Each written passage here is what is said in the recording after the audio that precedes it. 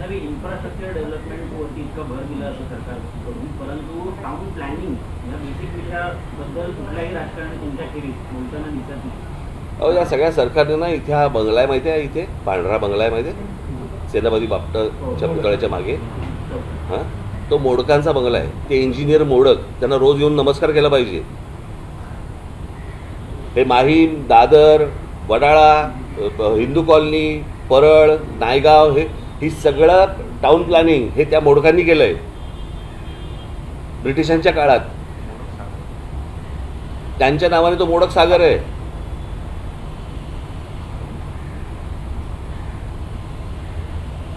ह्या गोष्टी आपल्या समोर आहेत ना.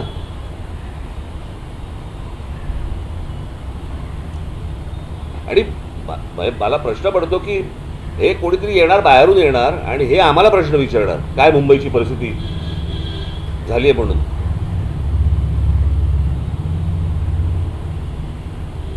तो जो बाहेरून जो लोंढे येतात त्याच्यामुळे अनेक गोष्टी इथे उभ्या राहिल्या, अनेक प्रॉब्लेम्स इथे उभे राहिले. बरं, हे काय मुंबईचं नाही, हे कुठच्याही शहराचं होऊ शकतं. उद्या जर समजा तुम्ही कुठच्या दुसऱ्या राज्यांमध्ये गेलात आणि इतकी माणसं जर त्या राज्यामध्ये लखनौमध्ये गेली, आत्ता मला तुम्ही सांगा त्या कुंभच्या वेळेला त्या काय ते प्रयागराज, हां, त्याची लोकसंख्या किती आहे प्रयागराजची? काय किती असेल? 40 लाख.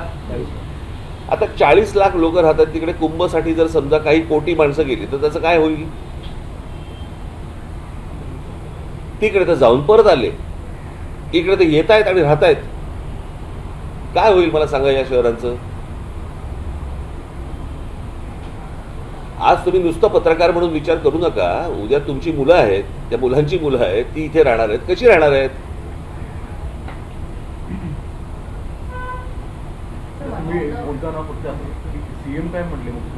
सांगितलं ना मी करणार म्हणून. हे मी पहिल्यांदाच मला वाटतं सुरुवात करतानाच सांगितली होती. काय सुरुवातीला बोलताना नाही, पण दरवेळेस पाणी भरणार नाही मुंबईमध्ये. हे बाबा, हे प्रश्न तुम्ही आता कसं आहे, मी सगळ्या गोष्टींचा आत्ता बोलायला नव्हतो गेलो.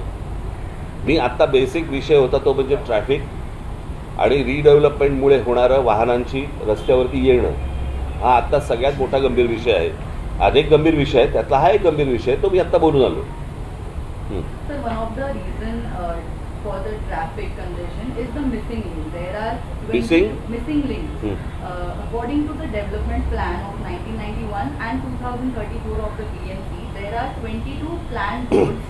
If implemented, there will be no need for coastal roads or external roads. But that doesn't seem to be in planning at all. प्रश्न असा आहे ना की आपल्याकडे कायदे आहेत, बरोबर आहे. आपण लॉ अँड ऑर्डर म्हणतो ना. सो लॉ आहे, ऑर्डर नाही आहे. आपल्याकडे कायदे आहेत, आपल्याकडे सगळ्या गोष्टी आहेत, परंतु या प्रकारची कोणतीही गोष्ट काय, मी तुम्हाला तेच सांगतो ना की हा विषय गंभीर महत्त्वाचा आहे. हेच मुळात राज्य सरकारमध्ये मान्य होत नाही ना. हे राज्य सरकार फक्त नाही म्हणत मी, अगोदरची सगळीच राज्य सरकार. तुम्ही कोणत्याही राज्यामधल्या राज्य सरकारमध्ये टाउन प्लॅनिंग असा विषयच येत नाही. आपल्याकडे डीपी बनतो पण टीपी नाही बनत.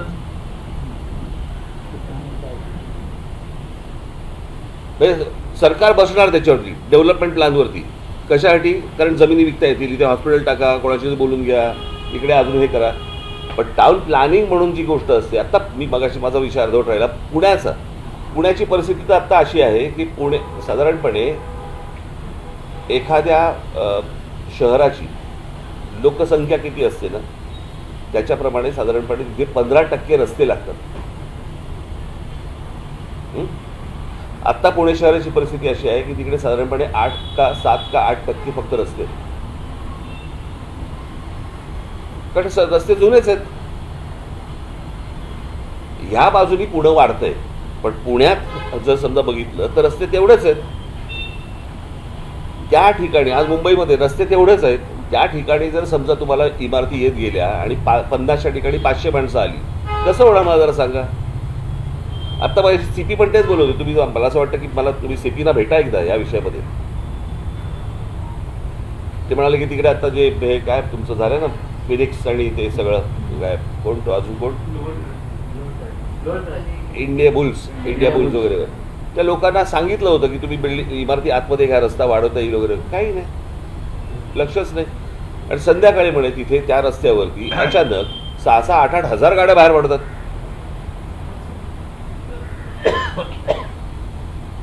कशा पुरणार गोष्टी तुम्हाला?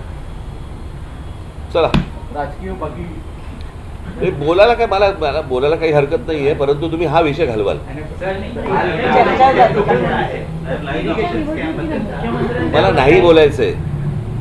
मुख्यमंत्र्यांसोबत म्हणजे भेटायला गेलो होता, तर बेस्ट संदर्भात ते निकाल आले, त्या संदर्भात काही मग मी वाचलं काय आहे ते, बेस्ट नाही सर, काय आहे ते? नाही यातलं सगळ्यात जास्त की जो मराठी मतदार आहे, जवळपास 14,000 त्या मतपत्रसंख्येचा मतदार होता. बरं, तर तरी सुद्धा मराठी माणूस म्हणून जर चर्चा सुरू होती की मनसे आणि उबाटा एकत्रित आहेत, तरी सुद्धा का नाकारलं याचं काही अनालिसिस झालं? मला माहितीच नाही. मला हे हा विषयच मला बाळानंदकरांकडनं घेतली नाही काही information. काय, मला मी काय बाळानंदकरांकडनं. त्यांना माहिती आहे ना.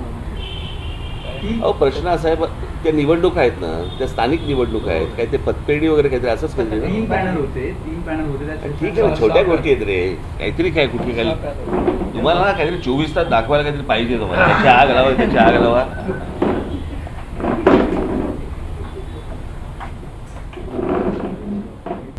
आता isakal.com आहे देशातील नंबर 1 ची मराठी न्यूज वेबसाईट.